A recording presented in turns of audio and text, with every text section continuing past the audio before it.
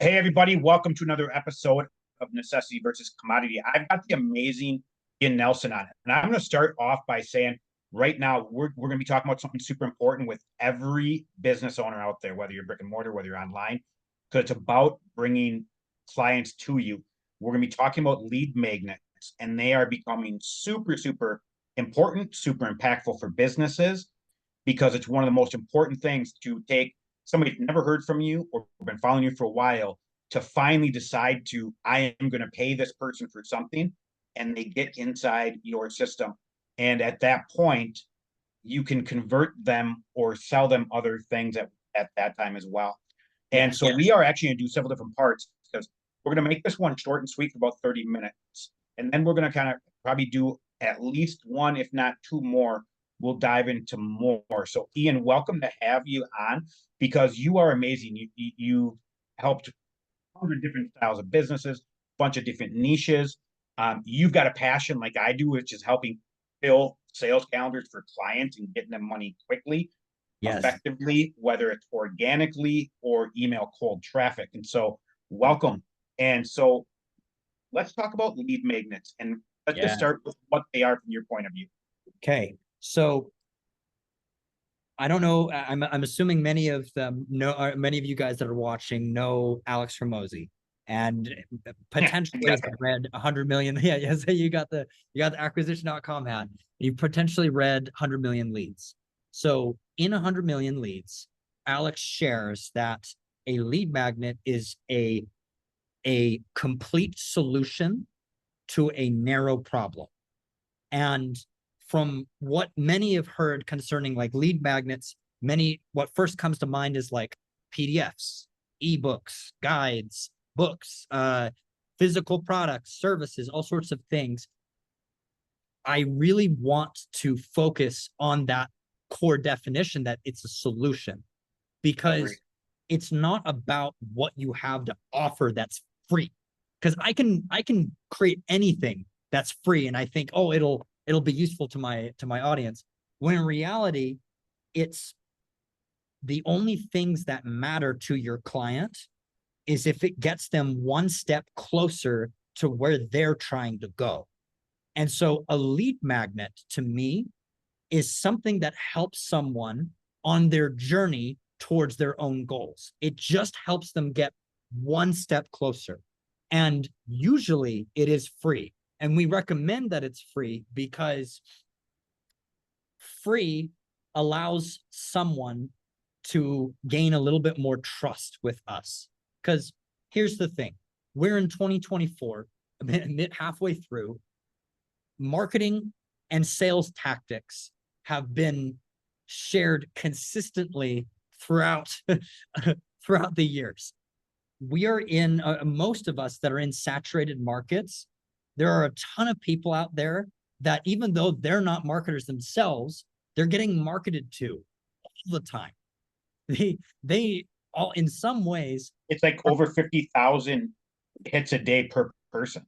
It's, exactly. it's it's an insane amount of It numbers. is. And what's even crazier is they unknowingly pick up on some of the things that are they're getting hit with. Yeah. And what happens when there's a market that gets educated by the tactics that are being used is that they become more how do I say, Detached. detached. Yeah. They become numb to, like, for example, one lead magnet type that we see a lot is, hey, I guarantee that you get 30 clients in the next month or else you don't pay. Like, that's a common one that's coming Yeah. out right now, that's been really popular among especially a lot of the ClickFunnels users and the go high level users. There's some things, and I'm not saying that those are bad, but what's important to note is people buy when trust is high. And when they don't trust something, it's harder to get them to actually buy. And so if I come blasting at you and say, hey, I know we just met, but you should buy my product because what I got is going to make your life the best and it's going to solve all your problems. Well, that's great, except for when that's the 50th time that they've heard that Yeah. very same thing. It's it's harder. And so the purpose of a lead magnet is I'm going to try to earn your trust. That's the goal. And how I do that. So sorry, I realize you opened a can of worms for me, man. So I'm No, gonna I'm letting you go. Okay. And there's a few different things I'm gonna touch base on. So, Hey, if hey, you got stuff to keep going, like, yeah. So please. I'm gonna keep going in the sense that um when you're giving away things for free, at least so the reason why okay, so going back, lead magnets build trust. That's the purpose. Because if I can earn your trust, then your guard is going to be down, and you're a lot more likely to uh, get my paid services if you know who I am, you've seen value already, you've gotten a taste of what I can do, and as a result, you yeah you've gained trust because you've seen it work. And 100%. a lead magnet's goal is if I can just get a little bit of traction, if the thing that I give you, that complete solution to a narrow problem, if I can just help you solve one specific problem that you're facing, then I've earned your trust. And you're more likely to then want to talk to me and hear what else I have. So Yeah. that's kind of my definition of a lead magnet. It aligns with Hermosi's, but it's really something that you can give away for free that earns their trust and gets them Yeah. one step closer to their goals.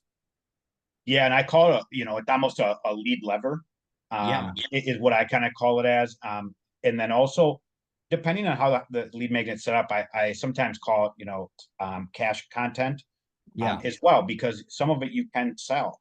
It doesn't always need to be free. And you're 100% we're in 100% agreement.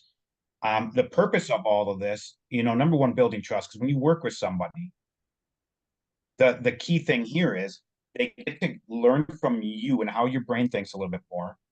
They get to actually experience what it potentially could be looking like working with you in a bigger capacity.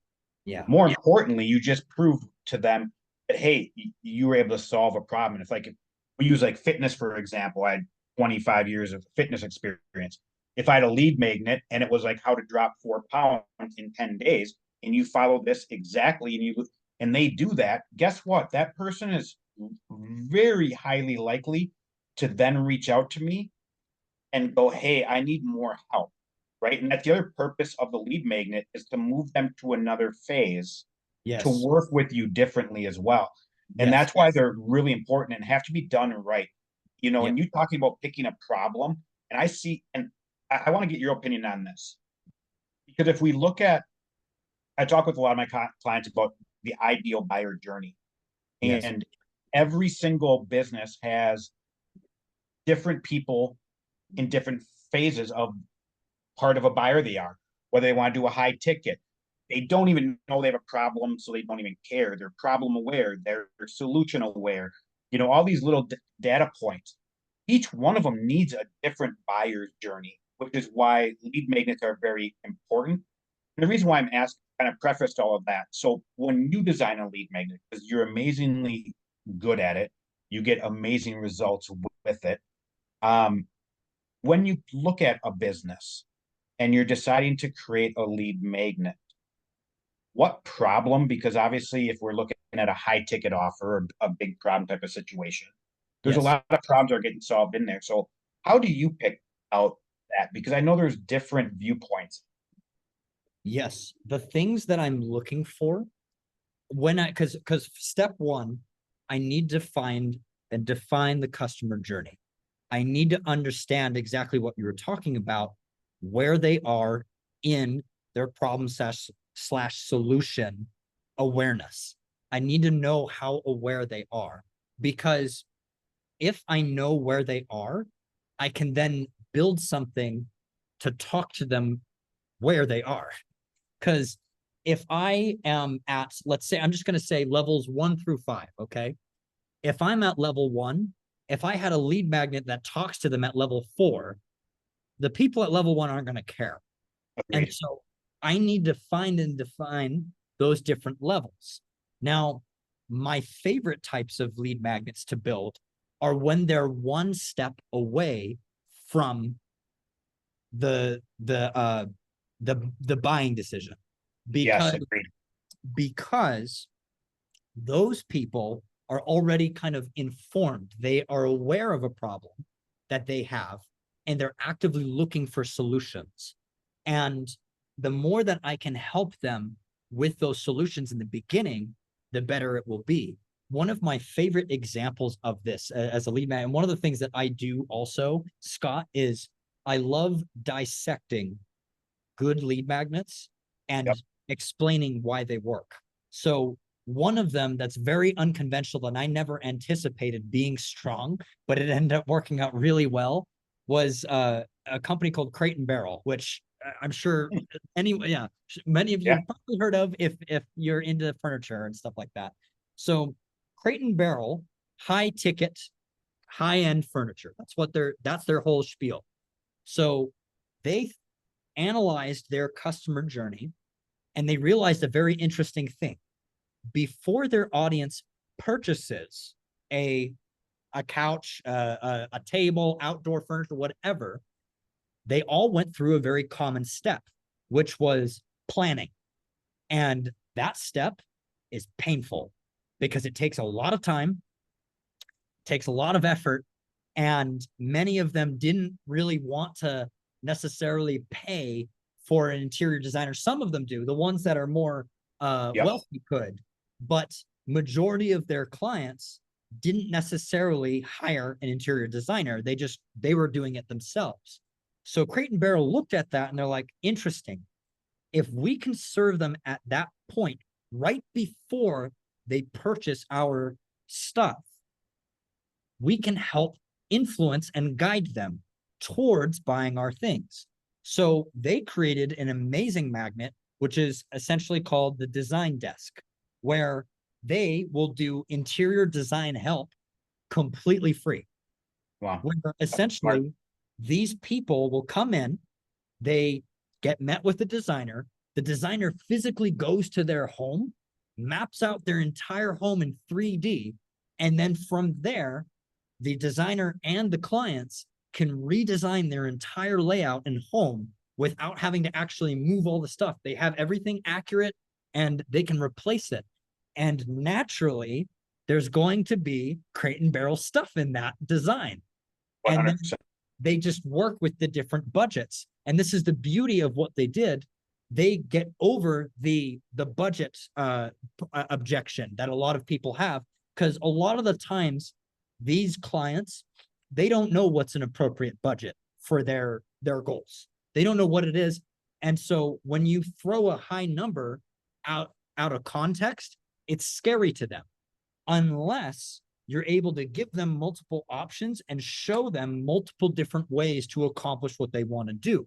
And so in this particular case with Crate and Barrel, what they did was, hey, let's say you only have $3,000. Okay, well, here's what $3,000 will get you. And then they can physically show them what it does. And then they can say, but you told me as we were going along this journey that you were wanting to be able to bring this type of color and pop of color. Well, with $3,000, you can do it this way. If you had 5,000, you could do it even more this way.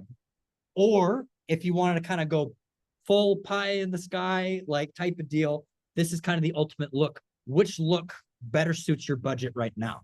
And they're able to overcome any issues of budget. And it's all well within what they did, what they showed, and they're able to get sales because of that. And so I love choosing the moment right before a sale, or at least the stage right before the sale, and using that as finding big problems or big pain points where I can put in my find a solution that kind of helps them get what they want. So Yeah. that's I'm kind of so glad you used that company as an example. I'm going to tell you why. Because you were talking about furniture. Most people don't even think that there's a buying journey for buying furniture, right? Exactly. Number one. So most business owners that are watching this, all know that there's buyer's journey and they need to bring the clients. The other thing is, when you think about furniture, right off the bat, people go, "I'm not paying $10,000 for a couch. I can go get one for $1,000." How many online business owners hear that as an objection at the end of their calls? $10,000, I'm not paying. I was expecting to be like 500 to 1,000, right? It shows you how much the buyer journey is incorrect and how many you're bringing the wrong person in, right? Yeah. Like if you don't walk into a store or have someone kind of map out your house if you're not planning on spending $10,000, right? If you're Exactly. looking for a $500 couch, and that goes across the board, whether it's fitness, whether it's business, whether it's spiritual, whether it's wealth, whatever it may be, right? Whatever offer is out there. And so many Yeah. people miss that boat. And Yeah. I love the aspect of like what you said, that problem like right before, Yes. and depending. And I want to get your thoughts on this because, some of my clients, if you got their high ticket offer, we build a medium ticket offer, and then we have a lead magnet before in front of each one, right? Yes. So that lead magnet leads to that next purchase. That Yeah. medium is, it could be a 5K offer, but the only logical sense within 2 weeks of that is another 5K to do the end, right? So what's your thoughts of having two different lead magnets as a business? Do you use a That's strategy like that or not, or what's? That's 100% it, Scott. So here's the thing. If you have a high ticket offer, and you've got, because the old way of doing this was just have a webinar and then sell the high ticket offer and people will buy. um, it's changed. And if Wait, you people, mean people don't buy from the 5-step webinar anymore? Interesting. well, you know, Yeah, yeah. Let's go on. well, I was just going to say, if people aren't buying your high ticket offer, there needs to be one step in between where they are currently in your process and the high ticket offer, because it Can I just, challenge you on that though? yeah, please do. Please do. And it I have also some depends clients on, that actually, that I've rewritten their 5-step webinars for them, and perfect. they're getting a version to book a call at about 8 to 10%, which actually is pretty good. If you go by Russell Brunson, he says average is about 5%. Right. 10% is about a 7-figure business, and 15% is a 8-figure business by his numbers. Now that was before a bunch of algorithm changes and things like that. So having a 5-step webinar um, and rewriting it so it's actually getting that level of conversions is really good. Yes. And a lot of the clients that I work with when we do that is also because they have a high no-show rate, or the client they're coming in the closing percentage is very high. So I do help with rewriting and keeping that conversion rate high, but also making sure we're improving the show up rate. We also do, I build other assets that show up before the call, which Okay. also does greatly increase the show rate and also greatly So increase the ability of the salesperson as well. So that's why I'm asking, right? Like, because if you're using the old standard, hey, someone watches a 30-minute video for you and books a call, you're dead in the water. But done correctly with other things, it can be successful. right. So I think what I'm trying to, let me rephrase what I was trying to Yeah, say. cool. If they're not buying, they still have questions and there's still Yes. some trust that's missing. And Right. so having a midway point, having two, essentially, it's like a dual tiered lead magnet is very powerful. So, for example, let's say I'm running to cold traffic, okay? People who don't know me. If I try to pitch my high ticket offer to cold traffic, the success rate is a lot harder to get high because Yes. they just don't trust me. If it's people that have been through my newsletter, that have been seeing me almost every day, that know me, that know that they've been and maybe have even taken me up on a lead magnet, these people are more ready for a high ticket offer because they know who we are. They know what we can do. They've seen what we've done. And so it's a matter of, where are they starting? Are they already trusting of you, or do they not trust you? Are they strangers? And so if they're strangers, they're complete strangers, it is helpful to have things in between to be able to kind of warm them up towards a high ticket offer. Now, sometimes, don't get me wrong, like for you, Scott, there's probably you're the expert when it comes to these webinars, these 5-point webinars. You probably have the system to be able to warm them up and get them to that point. I also know that there's a lot of people out there though that it just takes that just a little bit more, just getting their foot in the door. And Agreed. once they have that foot in the door, then they're like, okay, I'm ready Well, to do this. I'm gonna back end that with and agree with you. You know, some of the clients that I've worked with, yeah, they're running ads and they're burning through money. So I come in and I fix that and it improves it. Yeah, The majority of the clients that come on full bore with me, we don't start with running ads immediately. that's really And so we do start with the webinar funnel. We do build it, right? yeah, But yes, we're driving people organically to it because we can push a lot of traffic to that get calls booked, and we can actually see what type of people are showing up to get a better idea before we really start spending money on it. yeah, You spend money on ads. The reason why most businesses fail, we kind of chatted about this before. It's sad how many business owners start running ads, and in 30 days to 6 months, they've spent 3 grand to 50 grand on ads, and now they're broke and their business fails, right? Like if you want to run ads knowing that you're going to get a return on investment and make profits, right? And that's really key. Lead magnets is one thing to go back to that.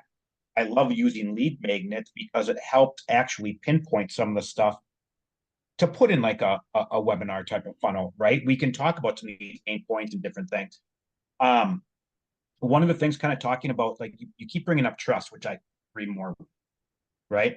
Because that is one of the huge things. People get to work closely, which is why you see like school community exploding everywhere, right? Because yep, now you're in a community, you get to actually see other people and get a closer connection with that individual. And you're building trust through giving value and things of that nature. And that's one thing with the lead magnet, also with the webinar that I always preach to my clients. Marketing over the last 10 years has been really clever yeah, and people have been really burned. yes, So we need to stop being clever and we need to start being clear, yeah, right? You start building trust by being clear with somebody and straightforward.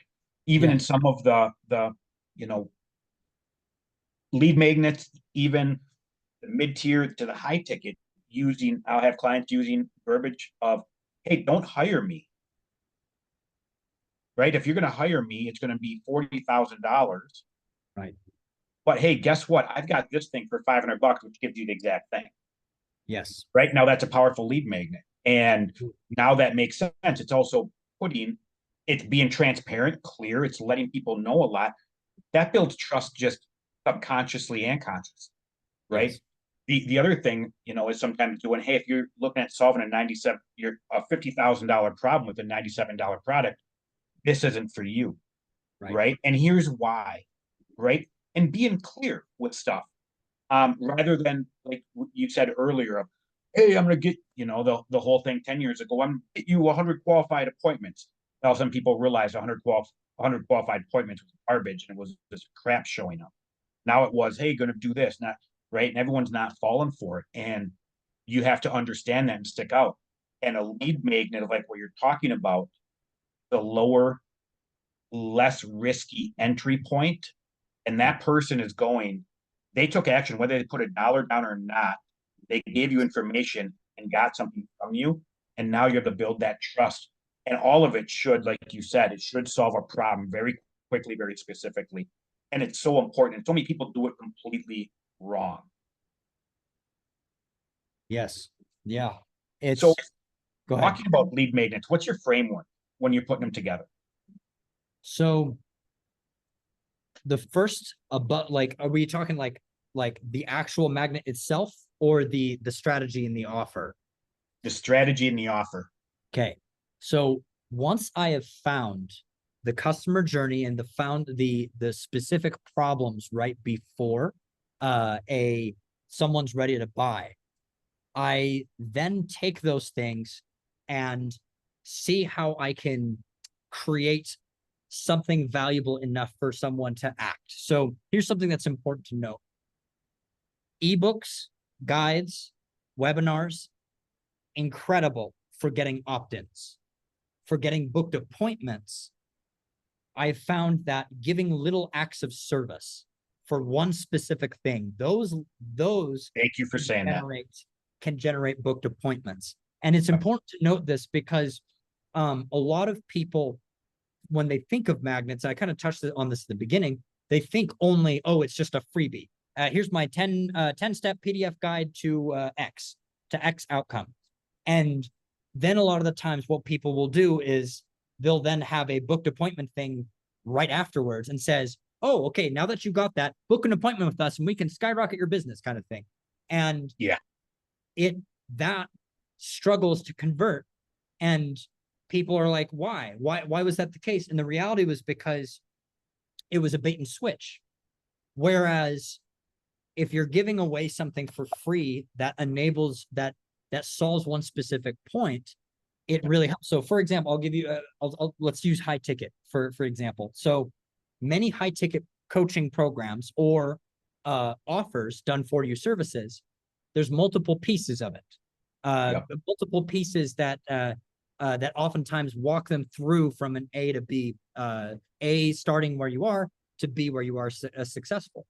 So one powerful way to create a valuable lead magnet that's going to get you booked appointments is looking at your offer that you have currently, then choosing some of the beginning stages of that offer and see if there's a way that you can take that and turn it into a one-time free service. And hopefully, if there's a way for you to be able to turn it in a way that allows you to reduces the amount of time that you have to spend, but still includes the value, it's very valuable. So here's one example that I've worked on that has done very well. Before we go into that example, can I say something quick? Yeah, please do. You know, you said something really profound when you said, hey, hey, here's my free 10, blah, blah, blah, blah, blah. And then goes right to book a call. Like you said, it's a bait and switch, right? Yeah. And I totally agree with that. And it's one of the things that always surprises me. And I ask some of my clients, like, why did you do it that way? And they're like, oh, because I hired this person. They told me to do this way. And I go, hey, would you ever buy doing it that way? Yeah. And it's one thing that people don't, and I see it's such a problem, and why also out in the market right now, there's so much doubt and lack of trust because people have been told one way and it's failed. Yep. And so I always say, hey, if you're doing something that you would never do to buy, why are you doing that? Right. Right. It doesn't make sense. And also going back to your trust, even if that person did book a call, and let's say it's for tomorrow, now they have to go through that whole PDF tonight. Are they showing up to that call trusting you? They haven't done anything with it. There's no trust. And lots of times where that buyer is, and this is why it's also really important, like you said, because where you pick that point, if it's way in the low part of the journey, that's fine. But if it's someone that's ready to do your high ticket offer, but you haven't built any trust with them, they're gonna hop on a sales call with you. They're not gonna buy. You're gonna end up tanking that sales call, and you actually burn that lead and they go somewhere else now. Yes. And so it's super important just for longevity of your business to do these things right as well. So yes. Go ahead with your example. I just wanted to touch base on that. I'll have two examples. So one for high ticket and one for kind of low to medium ticket. So the first example is this was a client I'd worked on a long time ago. They were before I became a VP of marketing for the company that I'm at right now. So they had a specific offer to help keynote speakers grow, to grow their business. And they found a very interesting point, which was their high ticket offer. They're very expensive, I think around like $10,000 coaching package. When they had their webinar first started, which was something along the lines of, hey, let's help you, like good things in writing a speech for keynote speakers, something like that. They noticed that there was friction between they were able to get interest from the webinars perspective, but then getting them to buy the coaching package was difficult. But they found a nice medium ground, which was, wait a minute, in our high ticket coaching package that we give, one of the aspects is we help them write their speech. So what if, like, right after we teach them in our webinar how to, like, the good principles and points to writing a speech that's going to get you booked, what if we help them in a coaching session write their speech, like the first draft, or at least look over their draft? And they found that, and they tested that, as they found many people from the initial webinar that came on took them on this offer, because it was natural next step of like, oh my gosh, you're right, that I do need help writing out. You'd go over my speech, like, that sounds amazing. Then I'm gonna stop real quick too, because Yeah. there's another thing that's going on there. It's the goodwill, Yes. right? Yes. And that's the other thing. If I want people to think about that too. If you're creating a lead magnet, are you giving somebody goodwill, right? Like if you're just putting out, I mean, anybody can go to ChatGPT and type in and hey, build me a lead magnet, right? And people are not falling for this stuff anymore either. And so doing something for goodwill, and as an example, one of my lead magnets actually is goodwill. And it actually sharpens my skills as well.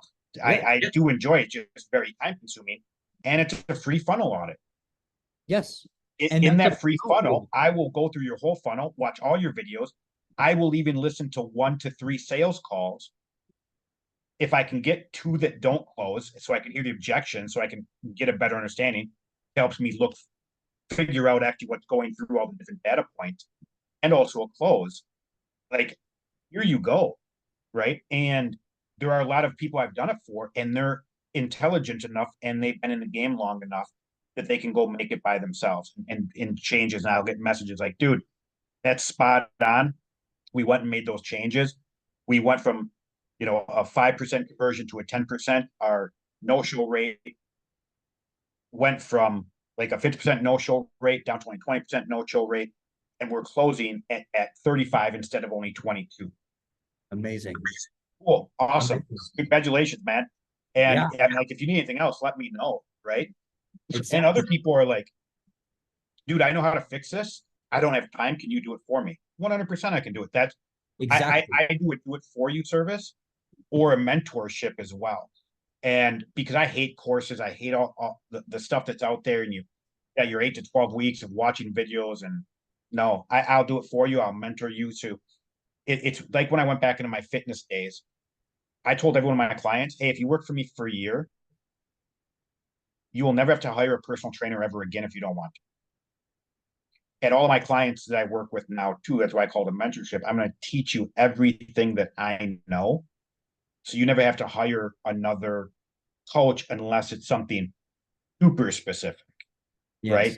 Or if something major changes. And most likely or not, I've learned that because, we've talked over, before too of, we run with a lot of the same circles, a lot of the same mentors, a lot of the same coaches, and, are constantly learning.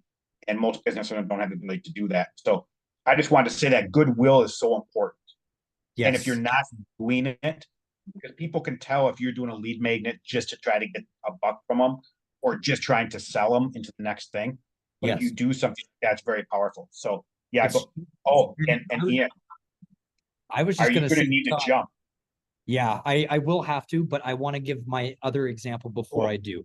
So everybody, we will be doing another one shortly. So watch for episode 2.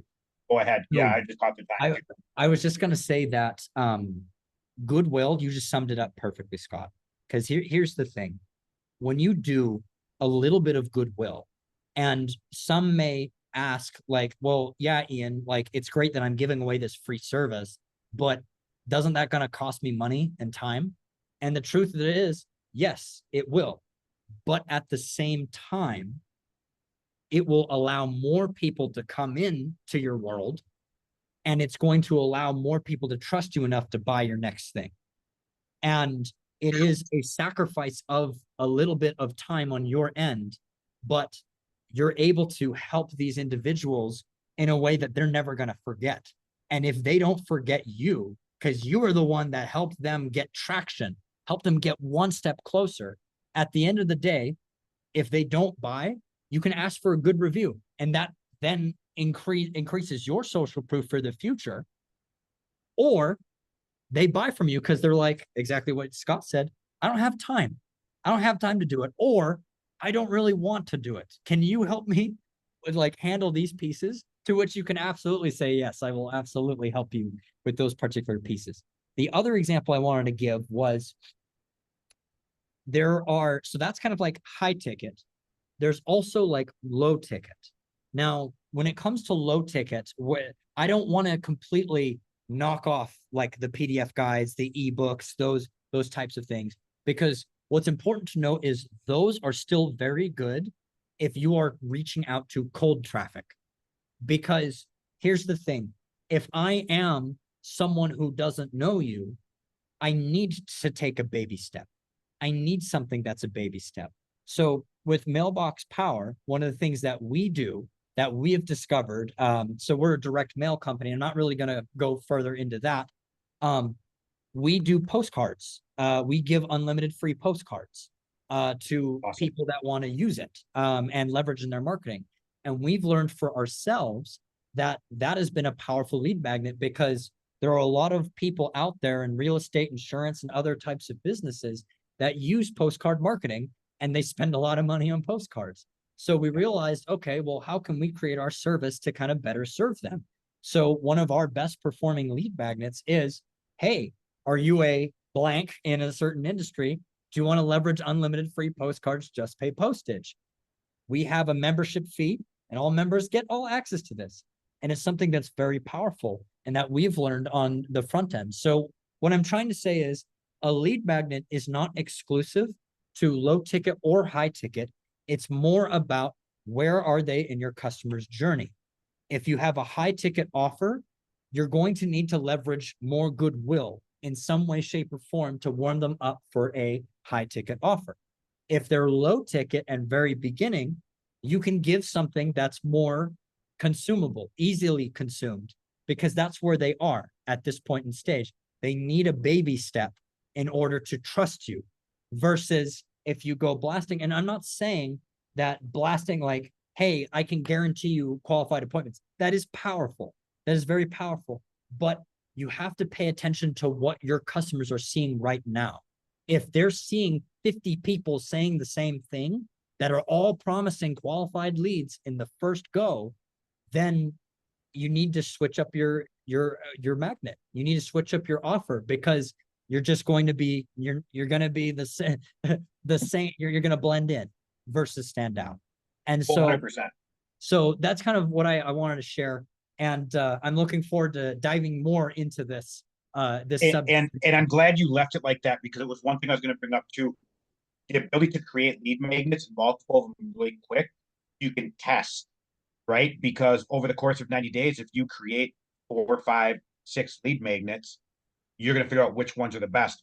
And so everybody watch for episode 2, because Ian and I are going to go deeper into actually how to craft these. Now you kind of see the overall benefit of it.